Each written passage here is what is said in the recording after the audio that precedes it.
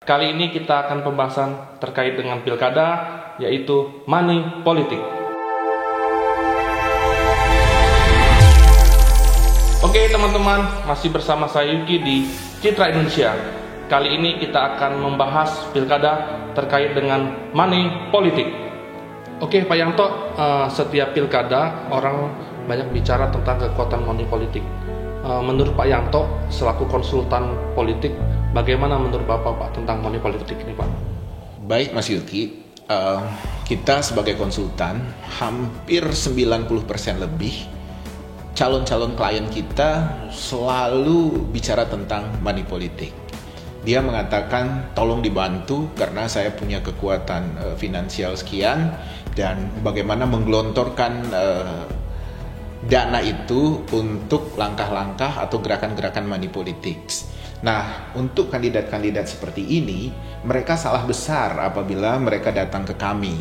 Karena kami melihat money politics itu adalah sebuah tools yang dilakukan bila keadaan sangat terpaksa. Nah, misalnya ketika kita sudah melakukan begitu banyak gerakan dan ketika kita mapping di akhir, kita survei terakhir, ternyata persaingan antara kandidat kita dengan kandidat lawan itu begitu ketat, kita akan periksa karena sudah tidak ada waktu yang cukup, kita akan periksa di wilayah-wilayah mana, kecamatan mana, di desa-desa mana yang perlu kita melakukan pendekatan yang lebih serius. Bisa berbentuk semacam, tapi bukan money politik, tapi semacam money politics yang disangkakan orang, tapi bisa juga dilakukan hal-hal lain dengan kekuatan pendanaan yang lebih serius di wilayah itu. Karena bukan apa-apa, Mas Yuki, saya selalu katakan kepada klien, apabila Bapak atau Ibu mengandalkan kekuatan finansial, kekuatan uang untuk memenangkan sebuah pemilu, sebuah kegiatan pemilu, tentu hari ini presiden kita bukan Jokowi. Presiden Amerika bukan Joe Biden atau apapun gitu, karena rata-rata orang terkaya di daerah itu atau orang terkaya di negara itu belum tentu bisa menjadi pemimpin di daerah itu, belum tentu bisa jadi pemimpin di negara itu. Di situ sebenarnya seluruh kandidat harusnya menyadari bahwa kekuatan finansial bukan jawaban sebagai senjata yang efektif untuk memenangkan sebuah pemilihan. Apabila kandidat itu mengandalkan kekuatan uang untuk memenangkan pertarungan, jelas dia tidak membutuhkan konsultan. Untuk apa dia mengatakan saya perlu konsultan atau saya punya konsultan tapi kerjanya hanya tabur-tabur uang. Nah, saya juga pernah berdiskusi dengan beberapa kawan konsultan. Mereka memang cenderung mempertimbangkan secara serius money politics ini.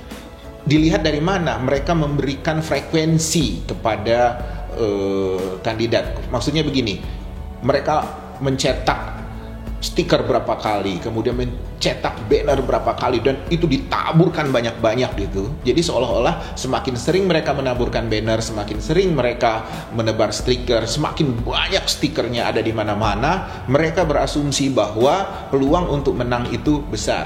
Padahal sebenarnya tidak. Kita harus melakukan semacam, kalau di pemasaran itu dia marketing mix. Nah, di sini communication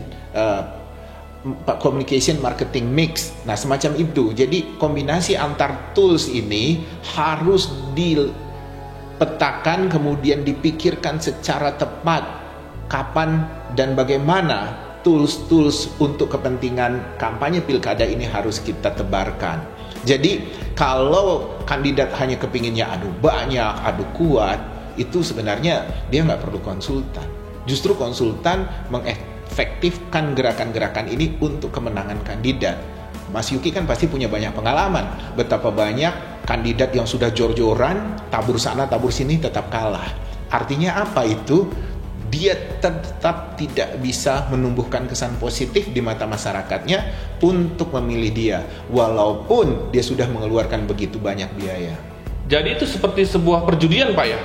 Lah iya dong, karena kan kita tidak bisa mengukur apakah kalau memberi 20.000 itu pasti menang, memberi 50.000 itu pasti menang, memberi 100.000 itu pasti menang.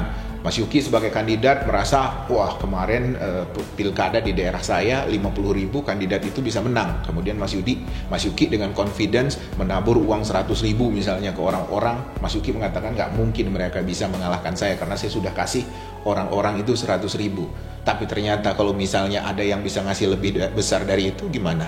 Jelas Mas Yuki kalau untuk ukuran seperti itu Mas Yuki pasti akan kalah. Pilkada itu kan menyangkut persepsi, Mas. Jadi Mas Yuki tabur uang belum tentu dianggap sebagai orang baik oleh masyarakat toh gitu. Dan di beberapa pilkada juga kita bisa melihat beberapa bukti kandidat-kandidat yang sama sekali tidak punya uang boleh dibilang malah bisa menang. Dia jujur mengatakan kepada pemilihnya, kepada masyarakatnya bahwa dia betul-betul tidak punya uang dan dia hanya punya komitmen. Dan kebetulan mungkin pada waktu itu momentumnya adalah masyarakat sedang menanti-nantikan pemimpin yang punya komitmen. Jadi Pak Yanto, money politik itu tidak ada jaminan untuk menang, Pak? Ya jelas, money politik adalah senjata terlemah dalam memenangkan sebuah pemilihan.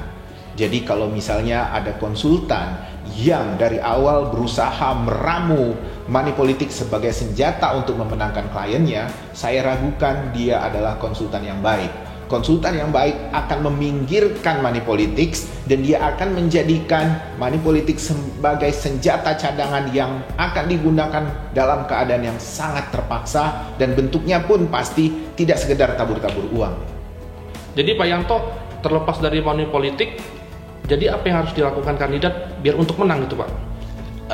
Yang pasti Mas Yuki, tren belakangan di pilkada itu menunjukkan bahwa kandidat yang bekerja lebih keras itu yang akhirnya memperoleh hasil yang lebih baik. Jadi jangan pernah kandidat menganggap bahwa kemenangan dalam suatu pilkada itu bisa dia dapat secara instan dengan cara tabur-tabur uang. Jadi bekerja keraslah untuk merebut simpati masyarakat, tepat timingnya datang ke masyarakat, tunjukkan punya komitmen, tunjukkan punya program, dan kemudian yang paling penting adalah dia punya konsultan yang baik untuk meramu, mengawal, dan mengeksekusi program-program kampanye untuk kemenangan pilkadanya. Terima kasih Pak Yanto atas penjelasannya. Teman-teman Citra Indonesia, jangan lupa kunjungi website kami konsultanpolitik.com. Dan yang lebih penting lagi teman-teman, jangan lupa like, comment, subscribe, and share. Cakep.